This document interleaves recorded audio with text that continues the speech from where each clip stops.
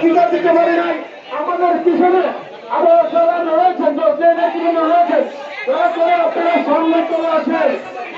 প্রিয় ভাইয়েরা আমার, আমাদের সদর থানা এবং পৌর বিএনপি তাদেরকেও আমরা বক্তৃতা দিতে পারি নাই এবং নামও বলতে পারি নাই। আমরা আন্তরিকভাবে আপনাদের কাছে ক্ষমা চাই, আপনারা আমাদেরকে ক্ষমা করবেন। প্রিয় ভাই,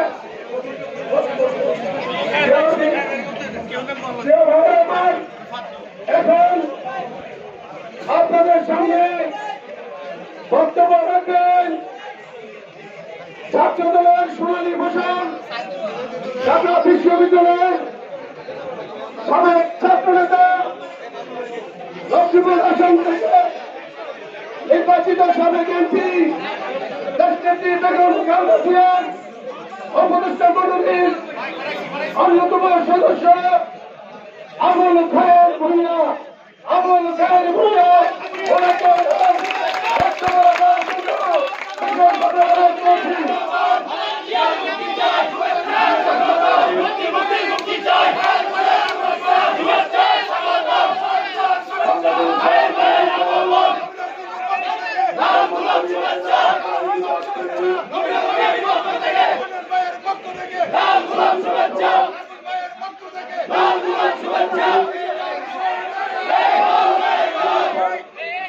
জেলা বিএনপির সাবেক সাধারণ সম্পাদক, এই ব্রাহ্মণবাড়িয়া জেলার গণমানুষের নেতা জেলা জহিরুল ইসলাম খোকন, উপস্থিত আছেন বিএনপির সাবেক সাংগঠনিক সম্পাদক,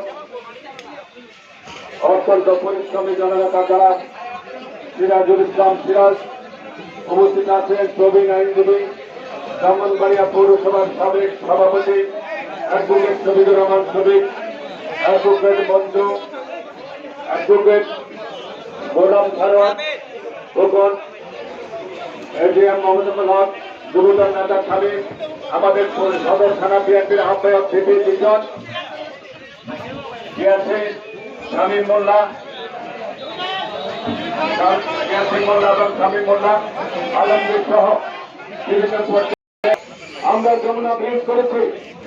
যেদিন যমুনা ব্রিজে ভিত্তিপ্রস্তর স্থাপন করা হবে 1997 সালে, সেদিন শেখ হাসিনা বাংলাদেশে হস্তান্তর দিয়েছেন, যাদের জাপানি এই প্রজেক্টের দ্বারা সম্পৃক্ত বিদেশি লোকজন এবং অ্যাম্বাসেডাররা সেখানে উদ্বোধন অনুষ্ঠানে যাতে করে যেতে না পারে।